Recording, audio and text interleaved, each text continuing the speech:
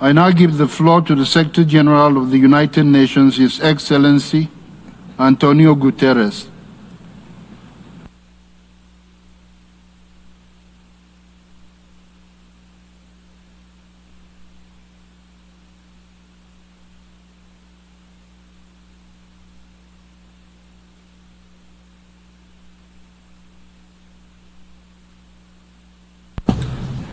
Mr. President of the General Assembly, Excellencies, ladies and gentlemen. 80 years ago, from the ashes of war, the world planted a seed of hope. One charter, one vision, one promise, that peace is possible when humanity stands together. The UN Charter is a declaration of hope and the foundation of international cooperation for a better world. And from day one, the United Nations has been a force of construction in a world often marked by destruction. A meeting ground where the fiercest rivals can come together to solve global problems. An institution where the smallest are represented alongside the most powerful. A platform where voices of people everywhere can be heard.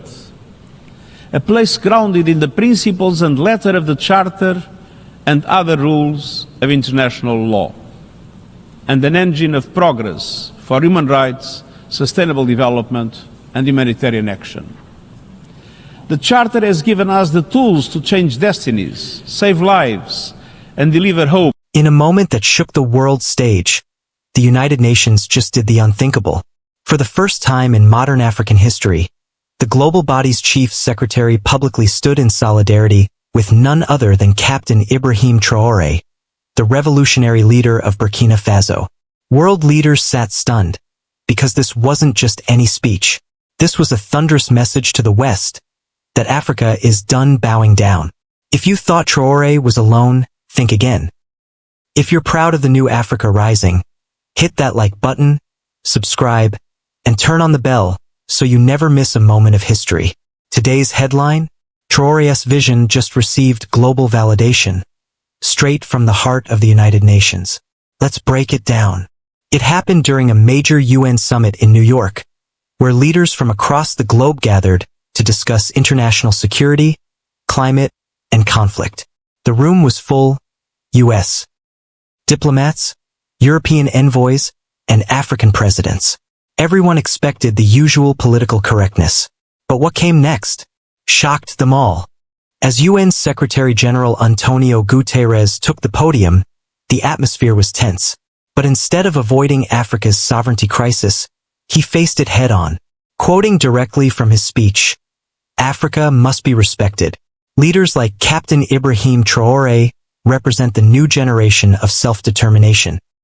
The UN must support their right to build independent futures, free of foreign control." Silence fell over the assembly. He wasn't just talking about development. He was defending the right of African nations to resist foreign domination. And Traoré? He was right there, nodding quietly, surrounded by African diplomats. Proud, firm, unshaken. Why is this such a big deal? Because for decades, leaders who dared to speak against Western exploitation were labeled radical, undemocratic, or even dangerous. But now, the global conversation is changing. The UN Secretary-General didn't just acknowledge Traoré, he validated his mission. He called out the legacy of colonial economic structures. He praised African resilience. He demanded global respect for African sovereignty. This is monumental. Western news outlets? Silent. But African social media? Exploding. Tweets and videos praising Traoré's composure and the UN's boldness are going viral. From Dakar to Nairobi, from Bamako to Ouagadougou, Africans are saying, "It's our time." This isn't just about Burkina Faso. It's about the entire continent stepping into its power. And the world is finally being forced to listen. Traoré stood tall. The UN stood with him. And now it's up to us, the African people, to keep pushing forward. This is history in the making. So what do you think? Should more African leaders follow Traoré's path? Is this the beginning of a new African order? Drop your thoughts in the comments and don't forget to share this video. Let's wake the world up.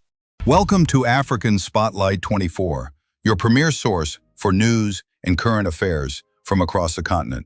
We're glad you're here.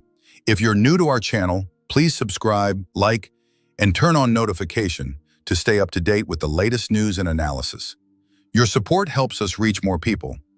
Disclaimer: the content of this video is based on credible, publicly available information and is intended for educational, analytical, and informational purposes only. African Spotlight 24 does not promote hate, violence, misinformation, or political unrest. Our goal is to deliver thoughtful insights, highlight local voices, and encourage informed conversations throughout Africa. To the most desperate corners of the world. And we can draw a direct line from the creation of the United Nations and the prevention of a third world war. Excellencies, upholding the purposes and the principles of the Charter is a never-ending mission.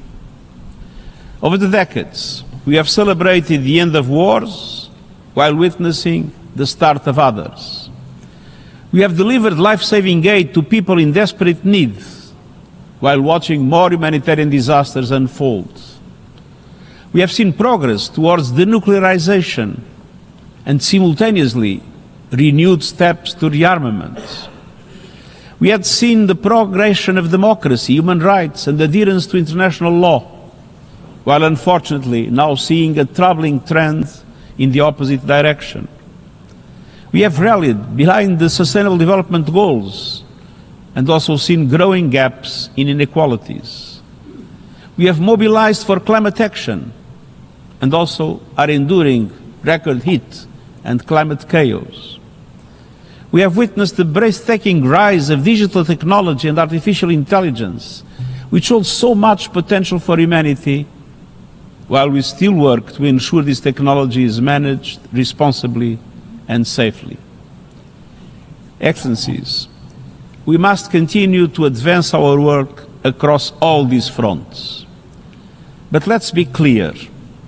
Today we see assaults on the purposes and principles of the UN Charter like never before.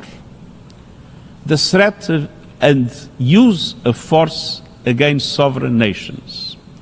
The violation of international law, including international humanitarian law and international human rights law. The targeting of civilians and civilian infrastructure. The weaponization of food and water. The erosion of human rights. On and on we see an all too familiar pattern. Follow when the Charter suits, ignore when it does not. The Charter of the United Nations is not optional. It is not an à la carte menu. It is the bedrock of international relations. We cannot and must not normalize violations of its most basic principles. Excellencies, today more than ever, we must respect and renew our commitment to international law, in word as in deed, to adapt to an increasingly multipolar and digital world, to address global shocks with unity and determination, to open our doors wide to civil society, youth and the private sector, and to rethink the way we act by building stronger, renewed, inclusive, networked multilateralism, in sum, a multilateralism that is adapted to the 21st century. In September, Member States adopted the Pact for the Future, reaffirming the world's commitment to international law and the United Nations Charter.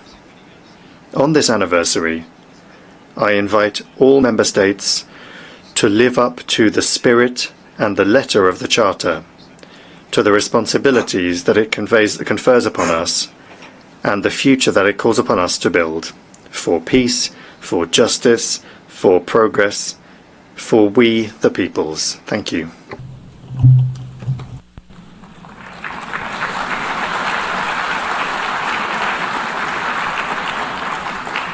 I thank the Secretary-General of the United Nations. I now give the floor to Her Excellency